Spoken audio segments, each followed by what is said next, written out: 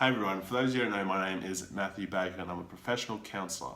What I'm going to do in this video is answer your question in under 3 minutes, why do I have low self-esteem?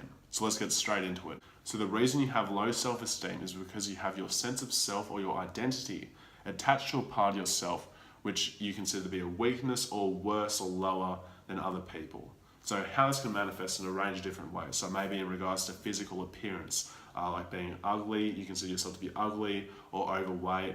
It may be that you consider yourself to be boring, maybe you're not as intelligent as other people in your eyes. Whatever it is, it manifests in these different ways and we value and take stock in this and have our identity attached to it, and it's that which gives us the low self-esteem. Now this has likely been caused by past events where you've got negative feedback from the environment, or you've perceived yourself as having negative feedback in different situations in relation to this area which your low self-esteem is attached to. So for example, if you're overweight, that may have been the result, your self-esteem may have been attached to this weight because you've either been insulted for being overweight, or because just in general society looks more fondly upon people who are thin. So for example, in magazines, tabloids, even Facebook and Instagram likes, there's more likes towards people who are attractive than unattractive in general. So you either perceive this negative feedback, or there actually is negative feedback like bullying. So this can be in regards to your weight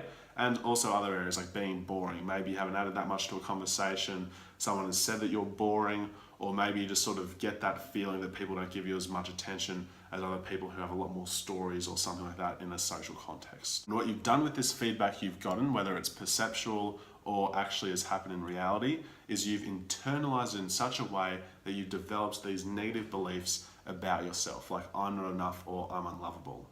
And instead of looking at it through an accepting sort of lens where, let's say for example, you're overweight and if you're looking at it through an acceptance lens, you'll think, okay, I'm overweight, it is what it is, I'm still gonna love myself, I'm gonna move forward.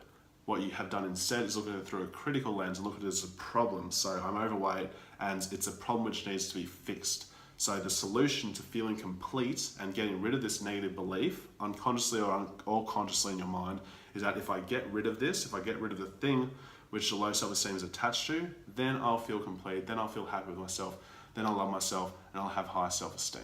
However, this just doesn't work, unfortunately, as what actually gives you high self-esteem is the self-acceptance which comes from within, independently of whatever your low self-esteem is attached to.